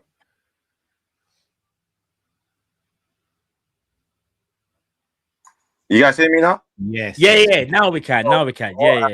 First it worked and it bust out. I was like, what's going on, bro?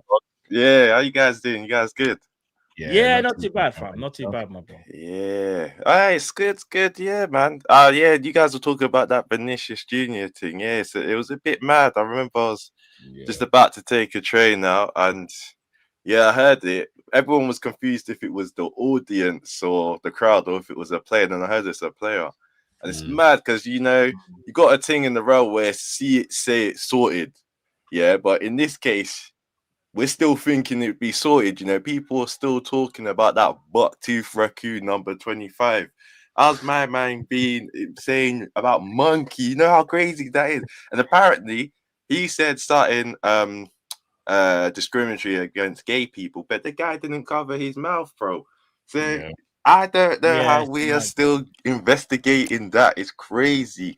But anyway, let's start that buck-tooth raccoon, bro. What we need to start talking about is my. Oh, your mic's gone again, bro. He's gone. No. Oh, gone. No. He's back. No. We'll bring it back. Bring it back. You there, bro? You there, bro? He's having a tech issue. We'll let him sort it out. I know he's still there. He's still there. Don't worry. He hasn't gone nowhere. Yeah, let's have the supers then while while waiting for him. Shout out to Shimron. Oh, the link was in the chat, Shimron, bro.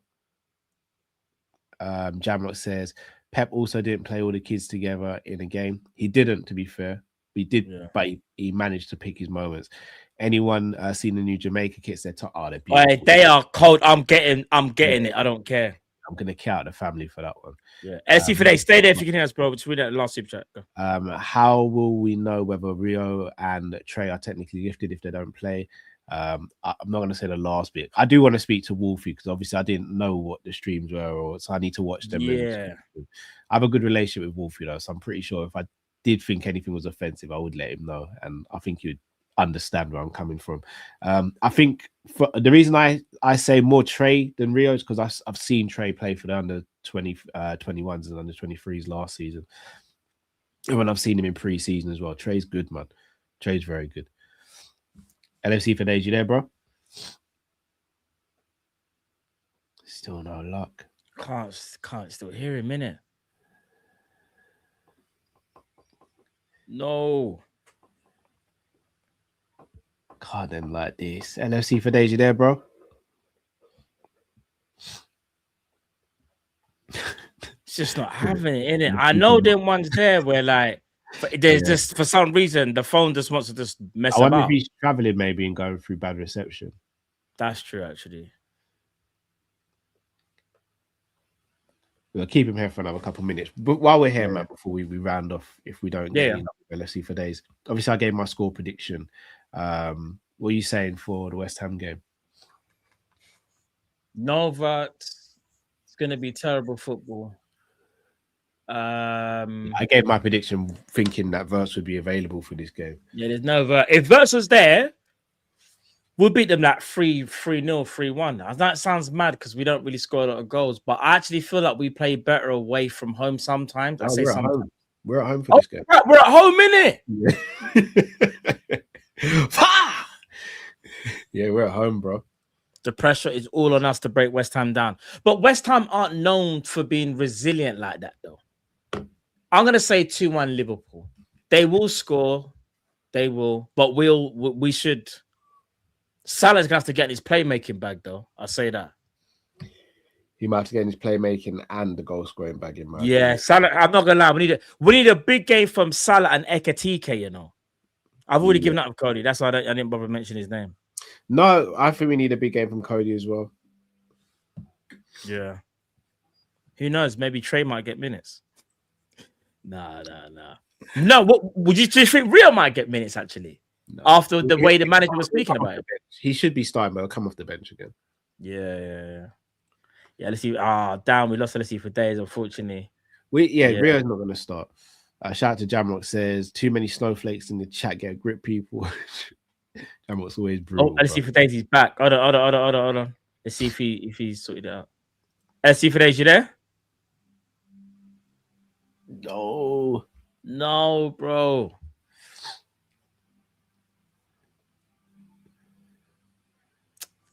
Damn. But I think we win, Carl. I think we win 2-1. 2-1. What worries me is I don't know when Verts is back.